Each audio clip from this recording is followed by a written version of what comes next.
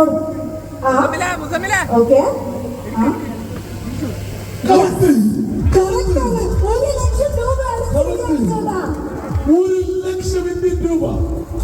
1,00,000 രൂപ. പട്ടത്തെല്ല ഇന്നത്തെ ഇന്ത്യൻ 1,00,000 രൂപ.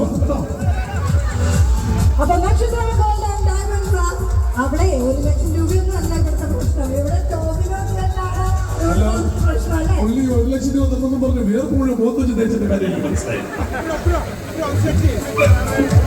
അടിപൊളി അടിപൊളി അടിപൊളി. പാപ്പ എല്ലാവർക്കും വേണ്ടി പോന്നു. എനിക്കറിയാം വിഷമമുണ്ടാകും എന്ന് ഒരു കൈകടി കൊടുക്കരുത്. അസൂയില്ലാത്തൊരു കൈകടിയാണ് ഞങ്ങളുടെ 1,00,000 രൂപയും കൊണ്ട് സ്വർണ്ണം വാങ്ങാമെന്നോ വാങ്ങിച്ചോളൂ. ആ കണ്ണ് പറഞ്ഞത് കണ്ടില്ലേ? സന്തോഷം.